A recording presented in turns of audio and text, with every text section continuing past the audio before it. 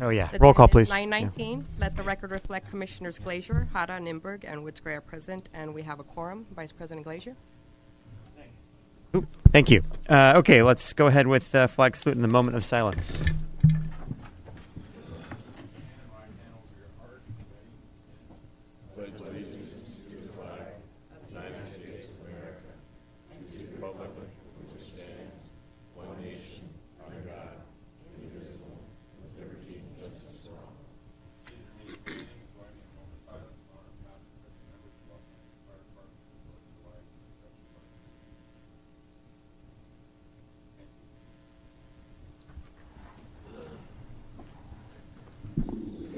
Okay.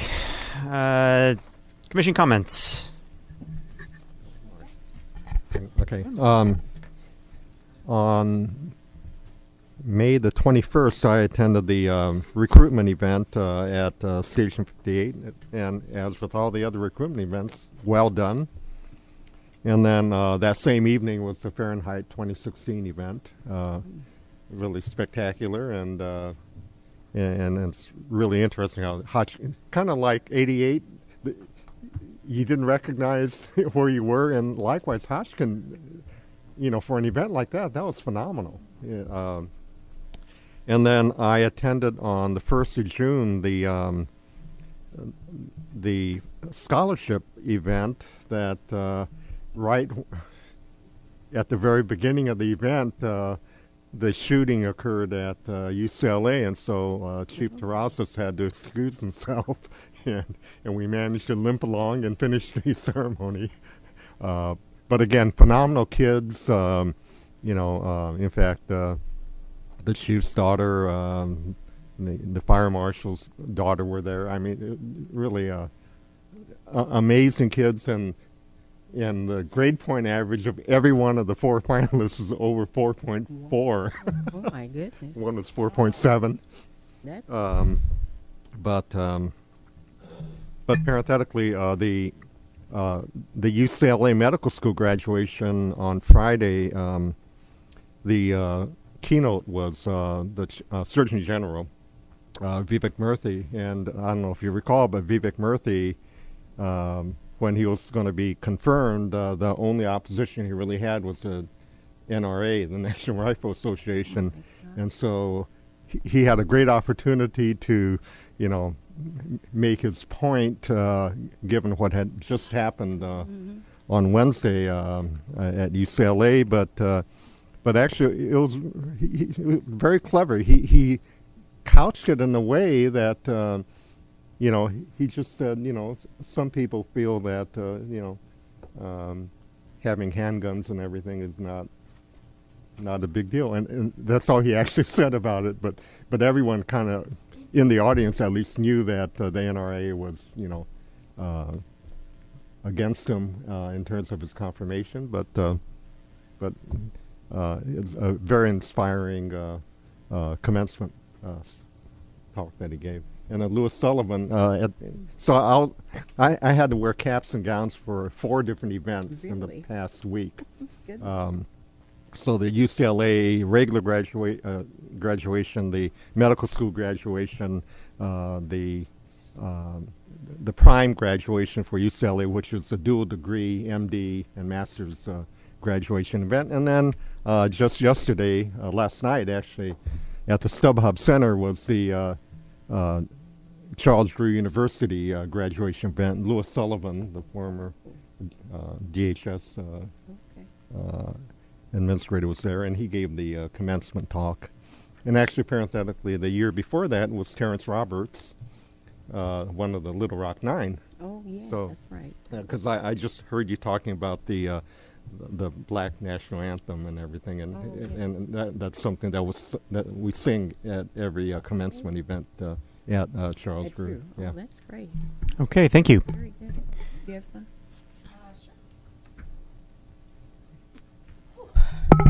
Hello. It's been a while. So I don't have the date here, but we met with LAPD, LAFD. It was Chief Mathis, Alicia Welch, and Tammy Chick, Captain Chick. And we met with LAPD, LAFD City Attorney and PFLAG, which is Parents and Friends of Gays and Lesbians. And we had a really incredible conversation about cultural sensitivity and training to make both departments, LAPD is working on it and LAPD is as well, on making it a culture that's a safe environment for the LGBTQ community. And it was pretty awesome. They have an LGBTQ liaison. They actually have 2 full-time members. So it was pretty fantastic to actually start a conversation and see where we need to go and what we need to do. So that was pretty incredible to just open up the conversation. I went to the badge promotion, and I want to recognize and congratulate Dr. Eckstein for his new role as its deputy, your Bureau chief. yeah, the bureau chief. Bureau chief, yes. Congratulations. And the others who also promoted as well. Went to, the Sparks. So the recruitment division actually has a partnership with the LA Sparks, is the all-female basketball team. And I don't know if you guys saw on Facebook or Instagram, but there were some really great pictures. They took a lot of the female firefighters and they recognized them center court. It was pretty awesome. That was pretty great. And their ads, Join LAFD, were all over the place. It's a really great partnership, and I think it's a great demographic to be targeting. And then a bunch of other things, but yeah, that's it. Thanks. Okay, thanks. Commissioner Woods-Gray, anything to add? First of all, I would just want to say good morning. Seems like it has been a long time. Yes. 5 weeks is like, it just puts us off, it seems like. But to remind everyone, not just in the room, but people who are listening in fire stations, that today is Election Day, and it's a very important thing to do, so please try to go and vote. If you have not already done so, firefighters should probably register to be permanent absentee voters so that they don't have to worry about going to a poll. But that's something there. And then I want to congratulate all the people who were promoted last week.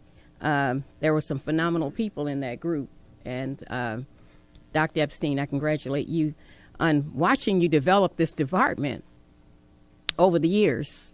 And he's done it with such an interest and vigor that I am very proud to know that he's now the bureau chief for that department. Also, this is Gay Pride Month, and I'm really happy that we will have representation in the Gay Pride Parade on Sunday. And thanks to that, President Clinton signed that bill, as did President Obama recently redo it. And then this is also Black Music Month, thanks to President Reagan. So,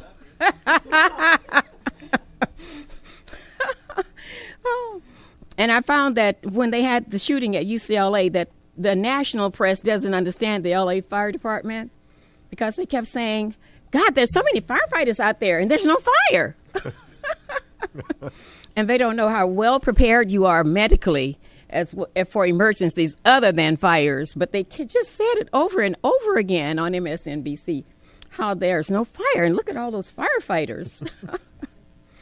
And yesterday I was proud to see the LA Fire Department represented at a rally in South LA. And I had a great chance to see Chief Saunders and talk with him again.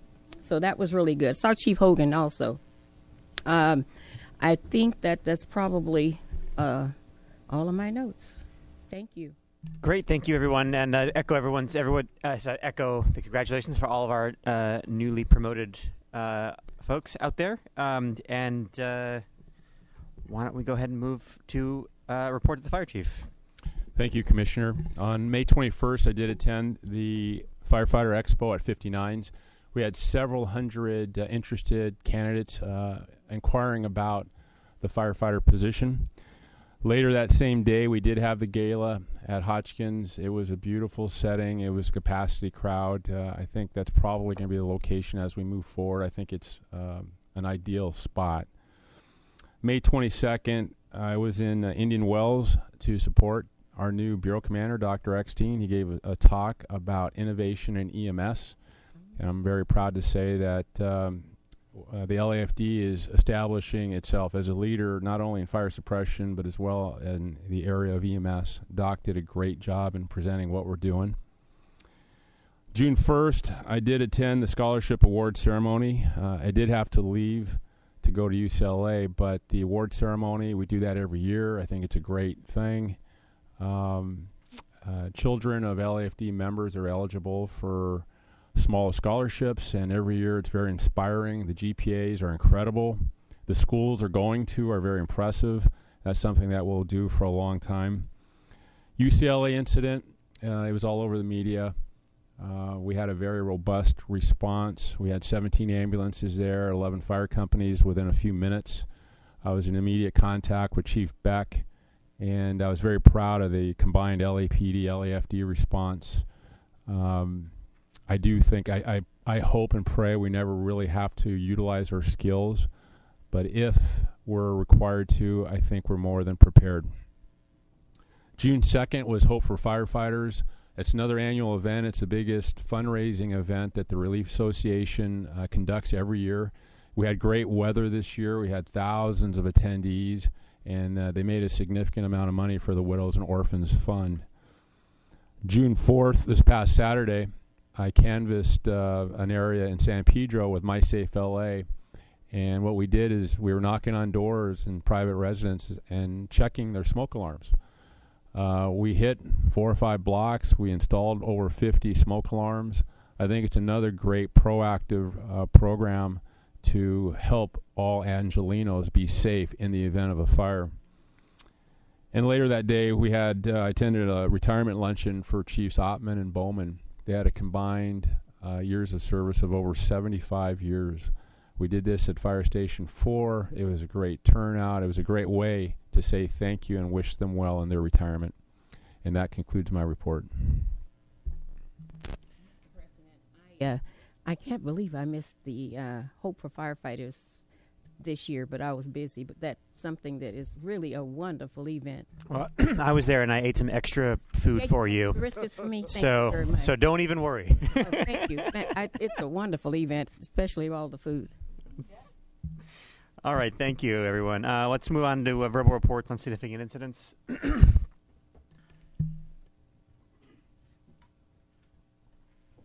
Good morning, Vice President Glazier, Commissioners, Chief Terrazas, Ms. Rafish. As was mentioned several times this morning, the department responded to the UCLA campus on Wednesday, June 1st.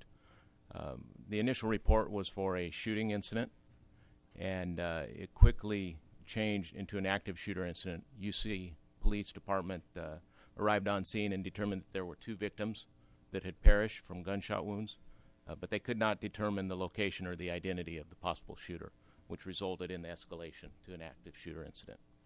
The department implemented their active shooter protocol, dispatching 2 battalion chiefs, 2 EMS supervisors, 1 light force, 3 engine companies, 4 paramedic rescue ambulances, and 2 EMT rescue ambulances to the scene.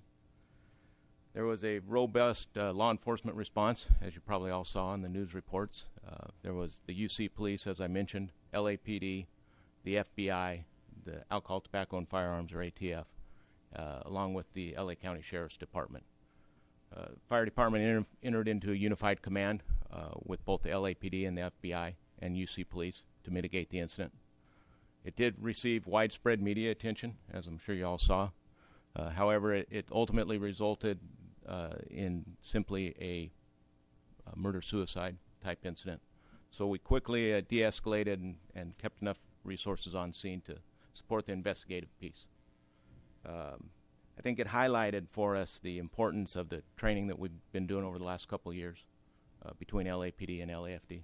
Done a significant amount of active shooter training as a result of years of shooting incidents that we've seen, such as Columbine and the theater shooting in Colorado and that type of incident. So it really highlighted our preparedness. We worked well together with LAPD. And that concludes my report. Thank you. Medical Director.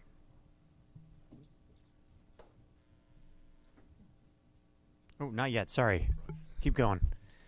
Good morning, My apologies. Commissioners. Chief Terrazas, City Attorney Trevor Richmond, Assistant Bureau Commander Operations, Valley Bureau. I'll be reporting on incidents specific to the Valley Bureau since the last Commission meeting. On the 23rd of May, LAFD responded a first alarm brush assignment into the Foothill MTZ at the top of Wheatland incident just north of the 210 freeway. First arriving units on scene noticed about a 3 to 5 acre brush fire moving northward up into the hills into the Angeles National Forest. We unified command at the top of Wheatland. We established a single resource ordering point, and that was the Angeles National Forest, and we continued to assist the forest in suppression efforts over a 24-hour operational period. The fire was contained to 184 acres, and the guys did a really good job at that incident in keeping it contained. On June 4th, you may have seen a lot of smoke in the valley. We had a fire in the Calabasas area. This fire was a start completely inside LA County jurisdiction. LA County had made a immediate need request for 2 Type 1 strike teams. We honored that request. We responded those strike teams into the command post. They were immediately placed into the fire.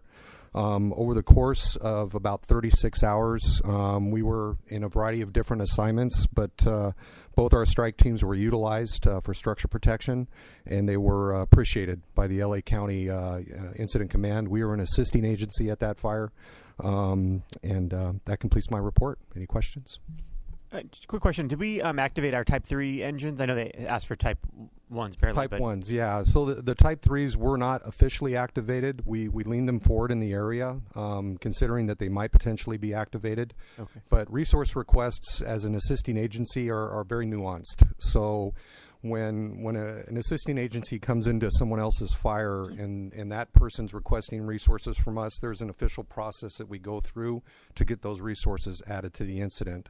They weren't making the request for the Type 3 strike team, but we wanted to lean them forward. This particular fire in Calabasas did have the potential to move into the city. The weather predictions predicted a westward wind, and we were seeing half-mile spotting on the initial open line.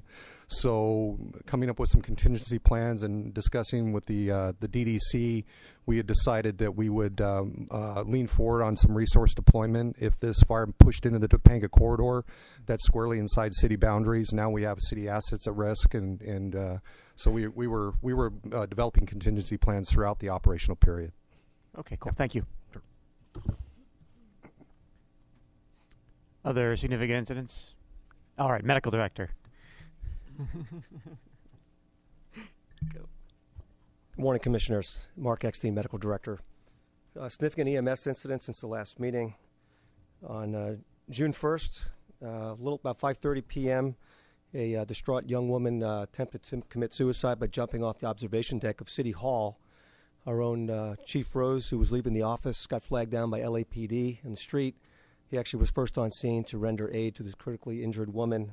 She was transported after a litter basket operation to extricate her from the observation deck. She fell about 30 feet and was transported in critical condition to USC and is expected to survive her physical injuries. On June 2nd, in 33's first in, there was a release of pepper spray after an altercation at a middle school. And we were able to utilize our nurse practitioner response unit. Actually, I had them added to the incident. Having been to a number of these over the years, I tend to tie up a lot of our resources because these are minors and a potentially hazardous materials type exposure. And the nurse practitioner response unit was able to triage 16 students out of the transport system to be released back to school administrators. And the only transport was a student involved in the physical altercation who had some fractures. So all the exposed students were treated and released with the NPRU working with the Battalion 13 resources extremely well. On June 6th, a little after midnight, 68's first in, there was a wrong-way driver involved in a head-on collision with three individuals needing to be extricated, and total of 4 immediate patients and 1 patient who was pronounced deceased on scene. 5:15 early this morning at 38's first in, there were 2 critical burn patients from a structure fire. Both appeared to be homeless individuals with fire catching the cardboard shelter they were living in. Both transported to Kaiser South Bay, and 1 in extremely critical condition. And then on May 27th, we had 2 outstanding saves in Battalion 13. These are, as you know, amongst our busiest resources who are literally running calls all day long. One was in 66 was first in, what sounds like a routine call, a chest pain. And a chest pain now is immediate dispatch. So the call was dispatched in about 35 seconds. Engine and Rescue 66, 40-year-old male with chest pain who appeared to be having acute myocardial infarction or heart attack. He went to cardiac arrest in front of our members, and the outstanding efforts of the firefighters and EMTs from 66s, they were able to restore pulses on this gentleman. The 12-lead EKG confirmed he was having a STEMI, transported him to the STEMI Center, and he's expected to make a full recovery. Also on the same date, May 27th, in 57's first in, also amongst our busiest resources in the city, Engine and Rescue 57 responded to a 2-year-old female choking. She was found cyanotic, completely blue, unconscious, no airway, and they were able to do both basic and advanced life support maneuvers to restore her airway and deliver her alive to Harbor UCLA. Her prognosis unknown at this point, but certainly did an outstanding job in trying to save the life of this dying toddler. And that concludes my report. Thank you. Okay. Thanks. Let's move to presentations.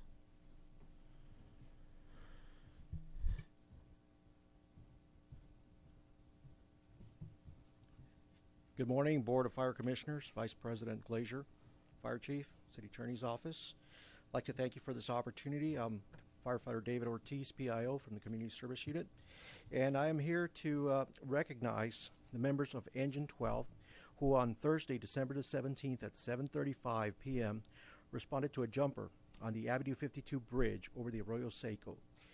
Many of you are familiar with this bridge in the community of Highland Park, next to Debs Park. It's a 1939 concrete bridge, and it spans right over the Arroyo Seco, a river that's concrete lined.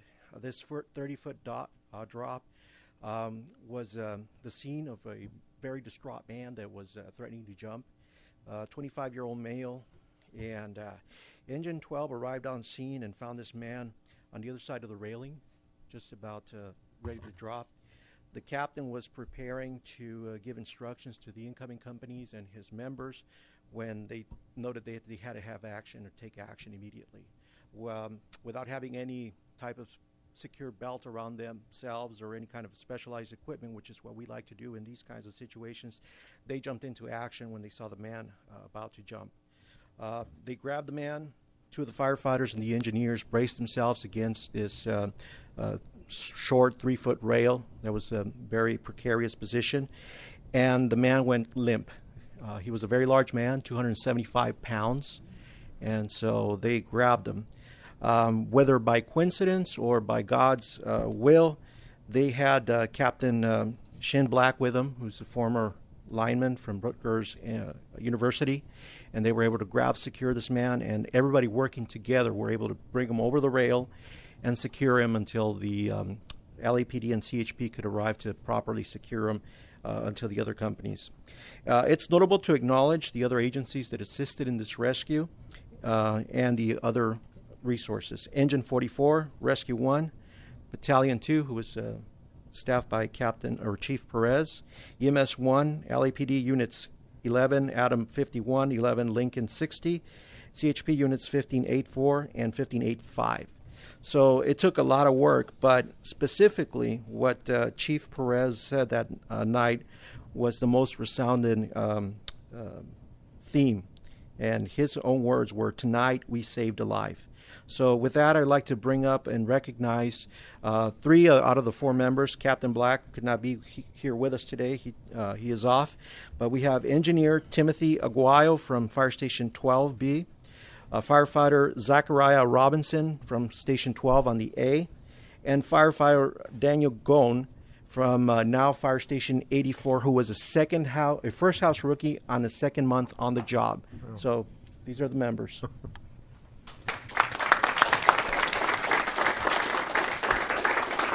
Come on this way. I want to add my congratulations. I've known Tim Aguayo for over 30 years.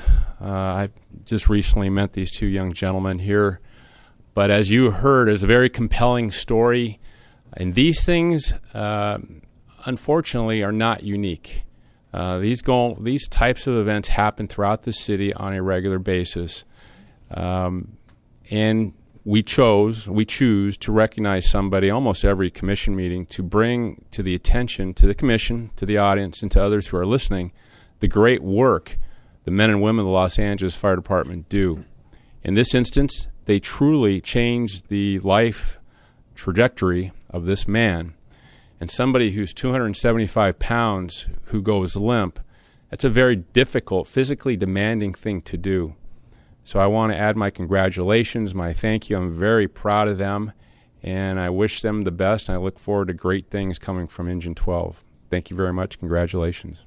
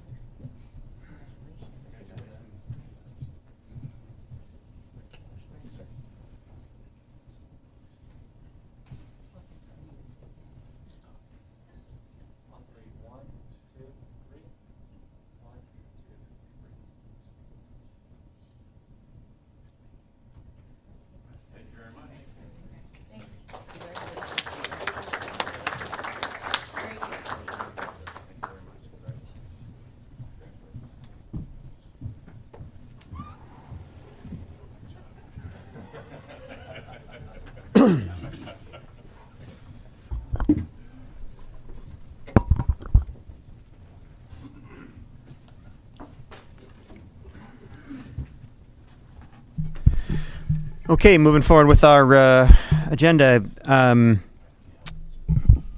I get a motion to receive and file the consent agenda items 4A and B? So moved. Get a second? Second. All right. Second. Great. All in favor? Oh, wait. Hold on. We have a card. Later. Okay. We're on 4 still. Yeah. That's good. Okay. So we can still go ahead with the vote here. All in favor? Aye. Aye. Okay. Consent agenda is adopted. Regular agenda items 5A. Report by department on status disposition of LAFD matters considered by referred by to city council members, etc. Chief. Good morning, Vice President Glazer, Commissioners, Chief Terrazas, Julie, and Isela. My name is Graham Everett. I'm the Chief of Staff. With your council and committee activity report, in addition to the items included in your written report, there was 3 different items that deal with some movement of UASI funds that the council adopted and moved forward. And then the third item, there was 2 of those UASI items. There was a third item that'll be heard today in the Innovation, Grants, Technology, Commerce, and Trade Committee regarding our SOBR unit and implementation steps. Dr. Eckstein will be attending that meeting. We'll be able to report back on it at our next meeting. Is there any questions? On the ALS, non-ALS support for skilled nursing facilities, did they take action on that? So we went to the table at Public Safety, and they asked us to amend. They're going to actually amend their motion. They're working with the department. Our department is going to report back with other departments as well in collaborative effort. We have a 90-day report back, I believe. Oh, right. So that's the same thing we talked about last time. Correct. It's just still on here. Okay. And you're Correct. you're going to bring a report to us as well? Yes. Okay. Fantastic. Thank you. Yes, sir. Okay. Can I get a file? So moved. Second. All in favor? Aye. Aye. Okay. Moving to item 5B. We have a public comment on this. Let me go ahead with the... Sure. Let's department first. Yes. Thank you. Good morning, Commissioners. Bill Jones with Manager of Contracts, Grants, and EMS Billing. Before you is a contract Partners in Diversity. This contract is for temporary services, specifically in the area of auditing and accounting to address the temporary needs of the fire department. The term is for 1 year, is for an amount for $140,000. And I just add that this contract is routine in nature and similar to contracts that we've executed in recent years. Do you have any questions? Any questions? Okay, let's go ahead with public comment then. We've got... I have just one question. Oh, sorry, we do have a question. I knew somewhere in here it said that it's less costly to do this than to use city employees. In this particular case, the projects that they're working on are for such limited term that it is less costly because we don't have to hire those people and then let those people off. Oh, okay. And so there are not people already in the department that could do the work. Is that what you're saying? No, it exceeded our department's needs, and that's why we're going outside for this additional work. And they do a limited amount of work? Yes. It's very focused. Is it so I noted the in here it says the functions and the required skills to perform assigned duties are so specialized the city does not have a job classification that can legally fill this position. Can you just elaborate on that a tiny bit? It's on the first page there. It's the last paragraph on the fourth paragraph on the first page. For the... Am I looking at the right thing? I'm sorry. I was looking at the wrong report. Okay. My bad. Sorry. I was like... Nope. You're looking at me. Had me worried. That one was... Yes. Okay. Never mind. Disregard that. Thank you. Okay. Is this a company that we've used in the past? I'm sorry. Say again? Is this a company we've used in the past? It's one of 3 companies that we've used in the past, and the recent RFP was released by the Department of Neighborhood Empowerment to continue those services for 3 more years, and we will bring, it was our intent to bring those contracts as limited work comes up that we need to fill to bring those forward in the future. So the contract is used by the Neighborhood Council, the Department of Neighborhood Empowerment? Several years ago, the Department of Neighborhood Empowerment did an RFP and awarded contracts to 3 firms, and this was one of those firms. Oh, okay, so you're just using that because they've already been used by the city. Correct. You felt, and it was put out to bid so that if other people were able to apply, or you just use that company because they'd already been in the system? I'm not quite certain what Neighborhood Empowerment did, but it was a bid process. They did put it out on the street. Companies did respond, and from what I understand, that they did select 3 companies so that it was a much broader spectrum of employment. So whenever we need a service, we don't do a separate bid. We just go with the bid that another group within the city has already used. If it's for the exact services that we're looking for, it does save us time and resources by utilizing the process that another city department has executed. Mm-hmm. Okay. Thank you. You're welcome. Thank you. Good. Okay, so let's go ahead with our public speaker, Ms. Alice Goff.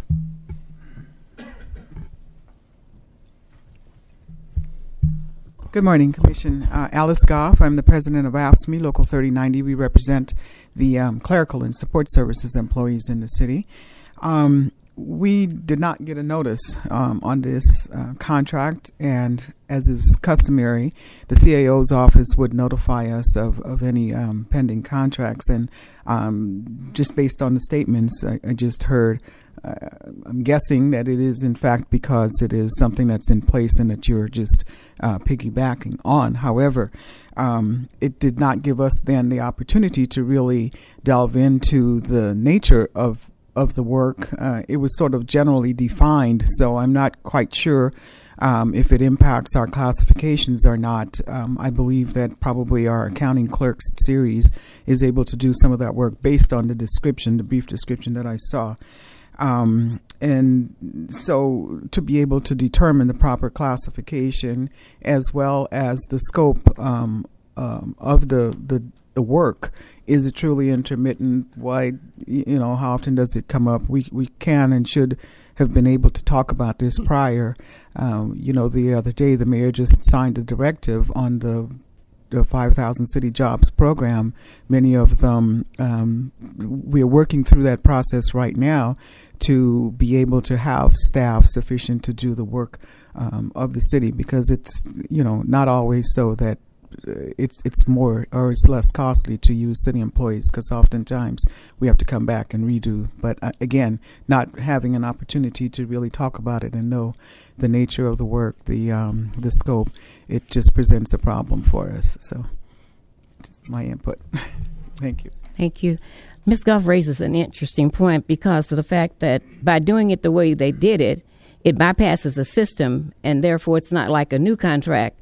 And then, although it is a new department, it's not the Department of Neighborhood Empowerment. It's a new contract in essence, but you do bypass the system because you're using somebody who's already in the system, and that means you don't go back to square one and start and do the same checkpoints that you would normally do. We might look at that. Okay. Did you want to respond to that? Apologize, Commissioners. Sure. The fire department in this case did follow the 1022 process, which is to notify the labor unions. In this particular case, we were not looking at the clerical application, but the accountants and auditors specifically for a specific task. But we did follow that process. It was filed with the CAO's office and personnel's office, personnel department, and we did receive a report back that that the work was turned down by other departments, that if they had excess employees that could do the work, that it could be accomplished. Okay. Maybe could I ask that you meet with Commissioner Woods-Gray and just walk her through the contracting process about how Piggyback works, and so you can get your questions answered. Or if you'd like it to be a public item, we can make it a public item. It's up to you. We can talk. We can discuss it and see. Sure. Okay. All More right. than happy to. Thank you. Thank you. All right. Could I get a motion to approve the report and recommendation and authorize transmittal to the mayor?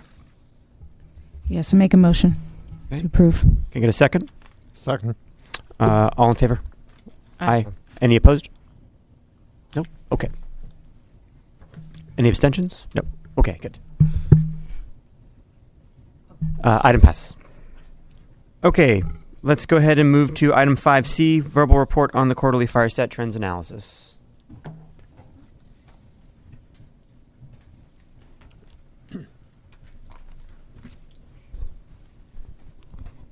Good morning, Commissioners, Chief Terrazas, Mr. Rafish. Welcome back, Chief.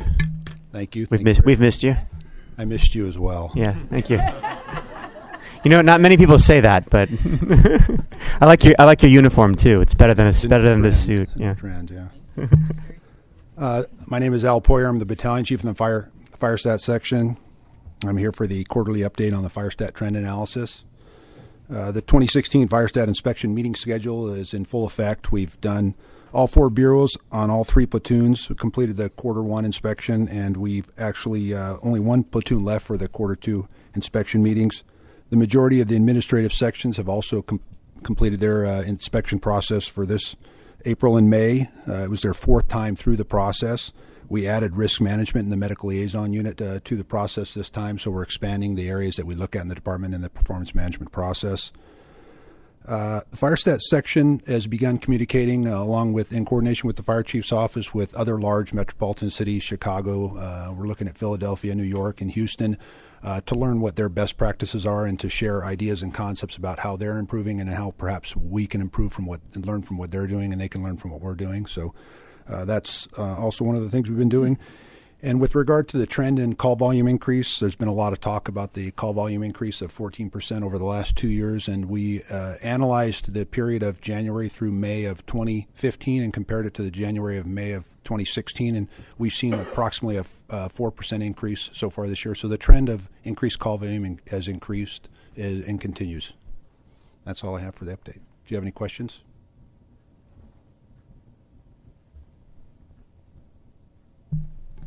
Okay, no questions. Thank Thank you.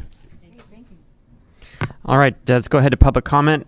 We have Daniel Venencia, looks like. Yep.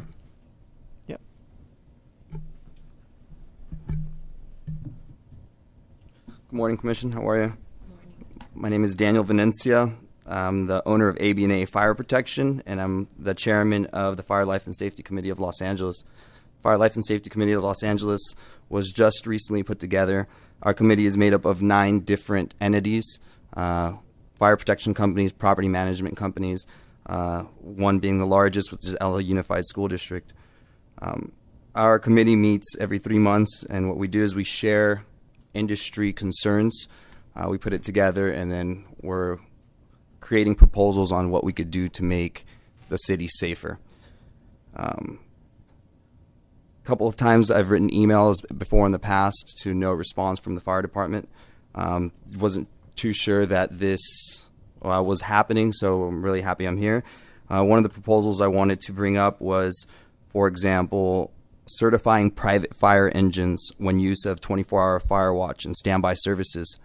Currently, when a fire pump goes down inside of a high-rise building, fire department requires a fire truck to be outside 24 hours a day. These fire trucks are not being maintained or are not required any special certification to operate. We'd like to see how we could do to streamline a process into getting these fire engines, the pumps certified, and then the actual operators having some sort of training on how to run the pumps. Like these proposals, we have many others. We'd like to see if we could set up some sort of formal communication between our committee and the commission or the fire department to help better understand each other and what we're doing. So any questions? Thank you. Well, I'll have staff follow up with you, and the chief is aware. And so if you have difficulty in the future, let us know. Thank you very much. Thanks. Okay, that concludes public comment, and that concludes our agenda. If I could get a motion to adjourn. Make a motion to adjourn. Second. All in favor? Aye. We are adjourned. Thank you.